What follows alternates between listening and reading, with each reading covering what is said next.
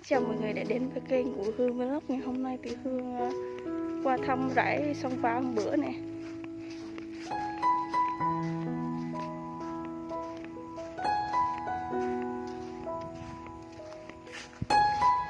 Cây bắp nó bắt đầu ra trái rồi.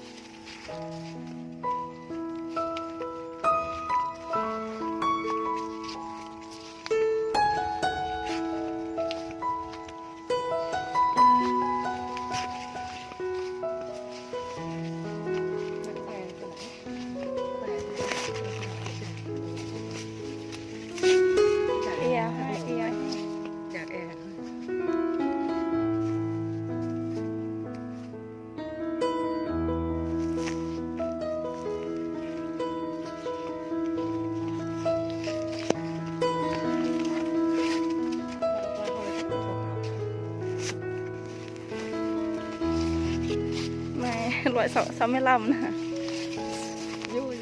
Cái loại 65 thấp quá, lùn nó.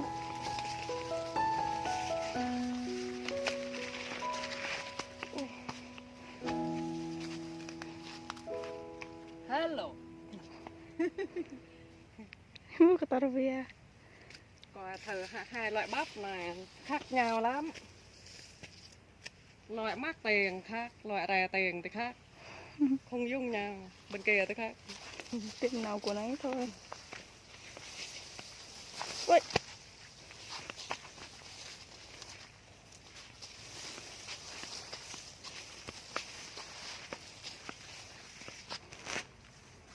Dạ cũng nghe chú ấy. Thì tao loại cái tức nhầm bria. Thì cứ buộc cái thà đấy cái bực cái gì. Mà hoa nó thì đen. Khác nhau lắm.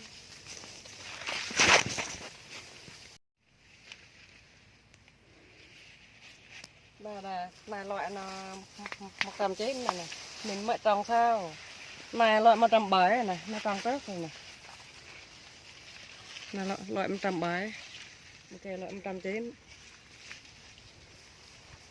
Hoa nó khác nhau thôi. Là hoa nó đen này, nó kia nó trắng. Tức là nó ra trái nó to rồi mà, già rồi. So sánh. Đây là đây. Đây.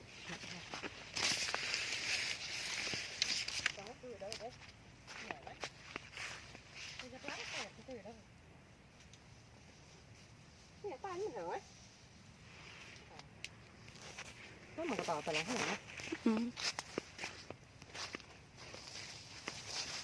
Đây là cây mì của bác nè.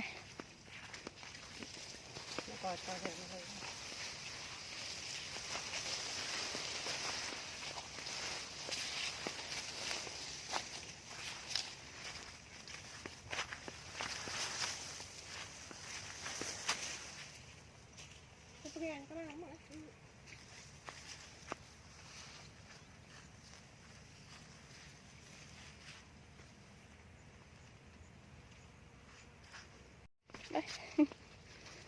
Xin chào mọi người nha.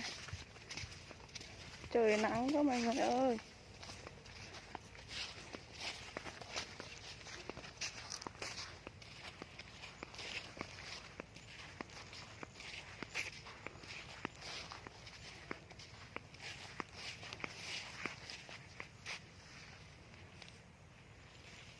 đi về thôi.